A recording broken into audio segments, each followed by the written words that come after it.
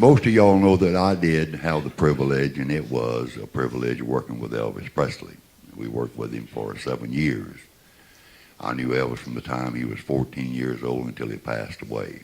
Very good friend of mine. I sang at his mother's funeral. I was in charge of his funeral. I picked out the minister, Rex Humbard, and had the Statesman Quartet to come in because I knew that was one of his favorite groups. Had James Blackwood to come in, the Stamps Quartet to come in, and Kathy Westmoreland. And we sang at his funeral. But singing with Elvis, we were condemned by a lot of people.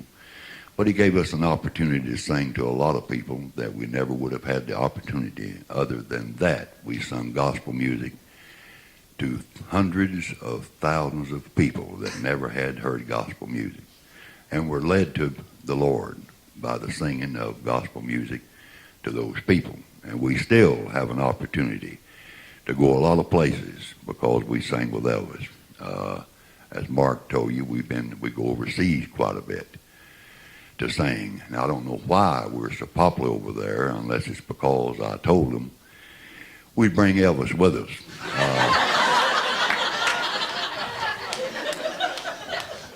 But when you go overseas, it's not much problem to go overseas.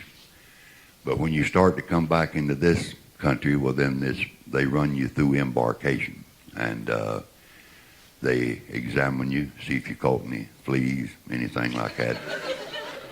And after we got our clothes back on and went upstairs into that round room up in New York City, run across one of these. Are you okay, honey? I got some polygrip if you'll please. But I run across this Mooney, and a Mooney is a religious cult. They take up money in airports like Chicago, New York, San Francisco, L.A., and that's their main ministry, is taking up money. And they wear a funny haircut.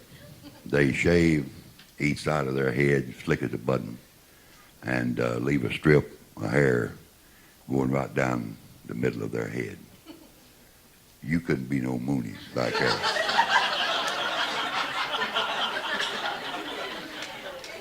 But he wanted me to give him some money. And I passed by him. Every time I'd pass by him, he wanted some money. So I finally stopped and I said, "What art thou going to do with this money?" He said, "I'm going to give it to the Lord." And I said, "How old art thou?" He said, "I am 19. I said, "Well, I am 67. I'll probably see him before you do. I'll just give it to him myself."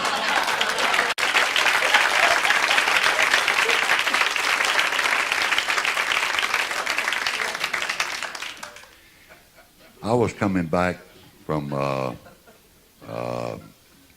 Detroit the other day, and coming down, we come right through Louisville. We come down 75 and then take 71 over into Louisville, and then 65 on down to Nashville.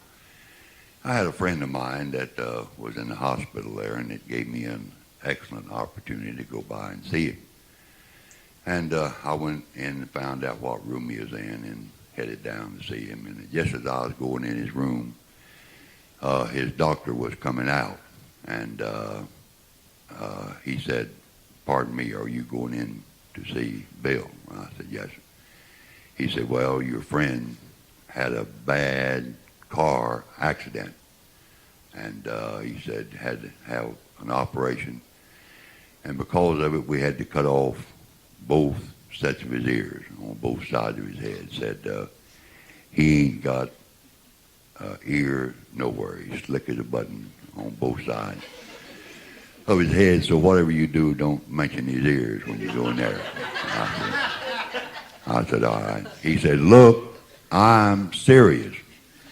Don't mention the man's ears. He's touchy about the ears." I said, all right, I got you. I ain't going to mention his ears. I walked in, I said, Bill, how you doing? He said, fine, J.D., how are you? I said, fine. I said, Bill, how's your eyesight? He said, it's great, man. Great, I can see good. I said, are you sure? He said, absolutely. I just went to an optometrist, and I got 20/20 vision. I said, boy, it's a good thing. If you ever had to wear glasses, you'd have a problem, wouldn't you?